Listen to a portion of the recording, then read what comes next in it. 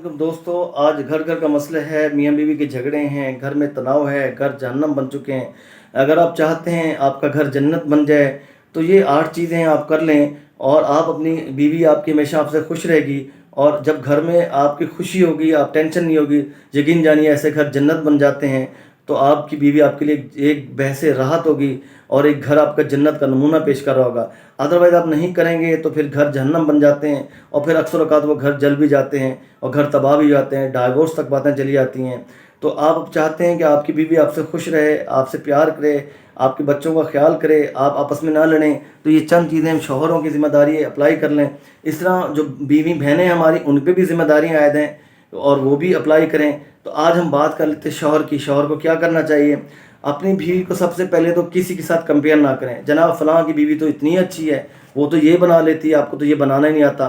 اللہ کے بندو، ہر انسان کامل نہیں ہے، کہیں نہ کہیں اس میں نقص ہے، مگر اس کی خوبیاں دیکھیں، اس کی خوبیاں اس کے سامنے بیان کریں اور اس کو بولیں آپ تو بہت اچھی ہیں، آپ تو فلانا کام کیا، کیا بات ہے، ماشاءاللہ زبردست۔ تو اس کا سینہ چوڑا ہو جائے گا۔ عورت جو ہے اتنی سی تعریف کریں اس کا دل بڑا ہو جاتا ہے۔ تو اپنی بیوی کو کسی کے ساتھ کمپیئر نہ کریں۔ نمبر 2 پہ کیا کرنا ہے؟ آپ نے اپنی لائف پارٹنر سے ایکسپیکٹیشن جو ہیں اچھی رکھنی ہے۔ ایسا نہیں کہ آپ ہر وقت سوچیں نہیں میری بیوی تو بس ہے ہی خراب، وہ تو یہ کام ہی غلط کرتی، نہیں۔ آپ اچھی ایکسپیکٹیشنز رکھیں، اس کو بولیں کہ میں آپ سے بہت خوش ہوں، ماشاءاللہ مجھے آپ سے بہت ایکسپیکٹیشنز ہیں جو کہ آپ فلفل کر رہی ہیں، پورا کر رہی ہیں، اور میری بھی خواہش ہے کہ میں بھی آپ کا پوری طرح خیال رکھوں۔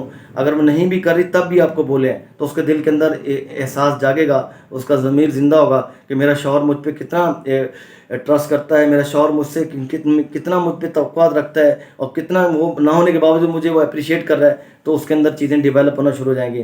نمبر 3 پہ اگر کوئی بیوی سے غلطی ہو جائے، انسان ہے، ہم سے بھی ہوتی ہیں، اگر ہو جائے تو آپ اس کو وہیں اس کو ڈانٹنا وانٹنا نہ شروع کر دیں، اور بلکہ اس کو بلائیں الگ سے، جب کوئی نہ ہو اس کو بولیں میں نے آپ کو معاف کیا مگر یہ غلطی آپ کی تھی، کوشش کیجیے کہ آئندہ نہ ہو، کوئی بات نہیں، ہم سے غلطیاں ہم سب سے ہوتی ہیں۔ تو اچھا انسان وہ ہے جو غلطی کر کے سیکھے۔ نمبر 4 پہ آپ نے کیا کرنا ہے کہ آپ نے اپنی بیگم کی کوئی بات، گھر میں میاں بیوی ہو جاتی ہے، کسی کے سامنے جا کے ڈھول نہیں بجانا، ڈنڈورا نہیں پیٹنا کہ جناب، یا امی ابو کے پاس بھی جائیں ان کو بھی نہیں بتانا۔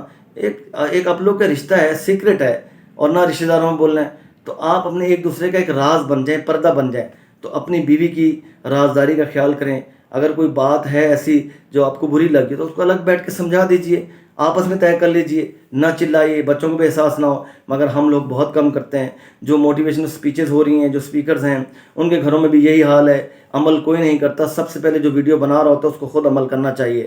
اس کے بعد یہ ہے کہ اگر گھر میں آپ میاں بیوی ہیں، دونوں بچوں کی لڑائی ہوگی ہے، کوئی بات ہوگی ہے، تو چلانا، چیخنا، دھاڑنا، بیوی بھی نہ چیخے نہ آپ بھی نہ چیخیں، اس سے دھاڑنا نہ دھاڑے نہ، انتہائی نرم لہجے میں، واضح الفاظ میں ایک دوسرے کو سمجھائیں تو انشاءاللہ معاملہ حل ہو جائے گا۔ تو شارٹنگ نہیں کرنی۔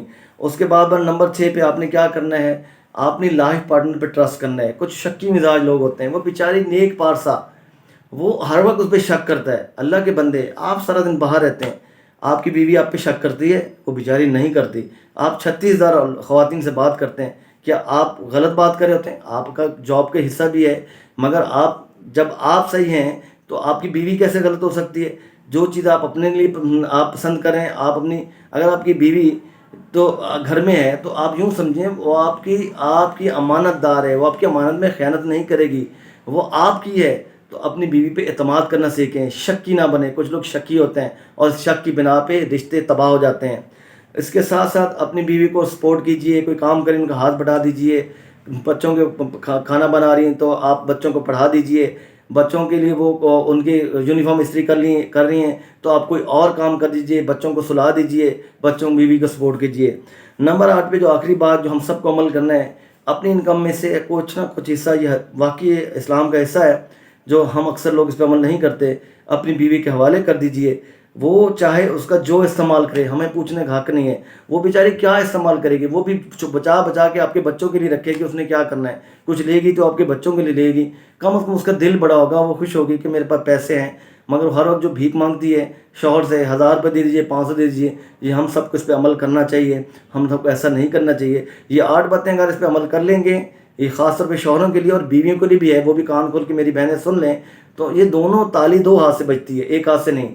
تو کلیپنگ دو ہاتھ سے ہوتی ہے. تو دونوں مل جو گاڑی کے دو پہیے ہیں، تو دونوں پہیے چلیں گے تو گاڑی چلے گی. تو اس طرح ان باتوں کا دونوں خیال کریں. ہم بیوی کے لیے بھی ایک لیکچر بنائیں گے کہ بیوی کا کیا حق ہے، شوہر کا بیوی پہ کیا حق ہے. آج ہم نے بتایا کہ شوہر کے بیوی کے شوہر پہ کیا حق ہوگا. کچھ نہیں ہے. آپ اسلام پڑھ لیں، اللہ کا دین پڑھ لیں. خدا کی قسم ہم اللہ کے دین کا 2% بھی ادا نہیں کرتے. اگر میاں بیوی ایک دوسرے کی خیال کر لیں تو جنت میں چلے جائیں. اسی طرح اگر آپ کے ساس سسر ہیں، آپ کے امی ابو ہیں، بیٹے کو بھی ہے، بہو کے لیے بھی ہے، اپنے ساس سسر کا، اپنے والدین کا خیال کیجیے. یہ وہ درخت ہیں جنہوں نے آپ کو یہاں تک پہنچایا. آج اگر آپ ان کے ساتھ کر رہے ہیں، جنہوں نے آپ کو پالا اور اپنی تن من دھن لگایا جس طرح ہم اپنی اولاد پہ لگا رہے ہیں، تو جناب تیار ہو جائیے. وقت کی چکی بہت خطرناک ہے، گھوم کے وہیں آتی ہے. پھر ہم پہ بھی یہ ہونا ہے. اجازت دیجیے.